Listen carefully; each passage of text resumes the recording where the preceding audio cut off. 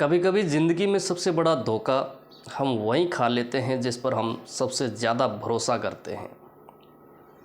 डीडवाना कुचामन की इस सच्ची कहानी ने पूरे राजस्थान को हिलाकर रख दिया। सुरेंद्र एक शांत स्वभाव का लड़का जिसकी शादी 2018 में रेखा के साथ हुई थी, लेकिन 7 साल की शादी में ये रिश्ता कभी चल नहीं पाया। गोना भी नहीं हुआ था और रेखा ससुराल आई ही नहीं कभी। इसी दौरान 2020 में रेखा की ज़िंदगी में आया राजू राम।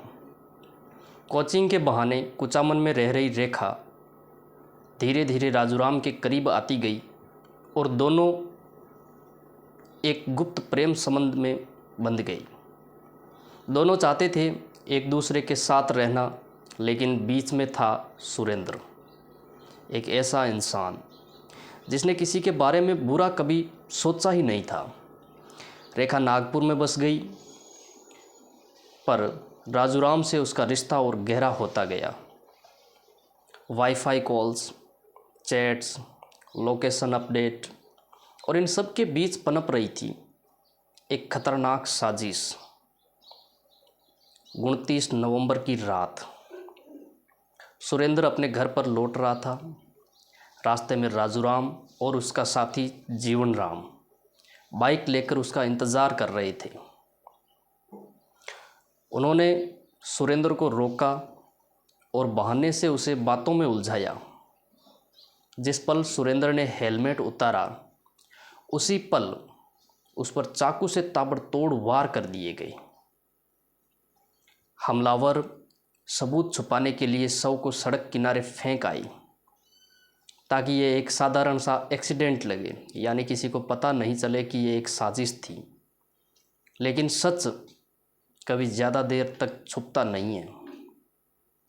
पोस्टमार्टम में पता चला यह हादसा नहीं, ये एक सोची समझी हत्या थी, यह एक साजिश थी।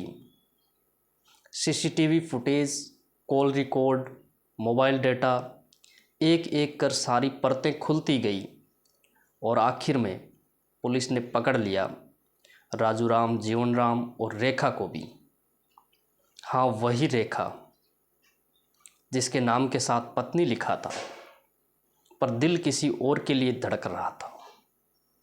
एक ज़िंदगी खत्म हो गई, एक परिवार उजड़ गया और 3 लोग एक गलती की वजह से अपने पूरे भविष्य को बर्बाद कर बैठे। ये कहानी सिर्फ सुरेंद्र की नहीं है, ये सबक है उन सब के लिए जो रिश्तों में झूठ, लालच और धोखा छुपाते हैं। क्योंकि जब इंसान प्यार में अंधा हो जाए तो कभी कभी इंसानियत भी नज़र नहीं आती।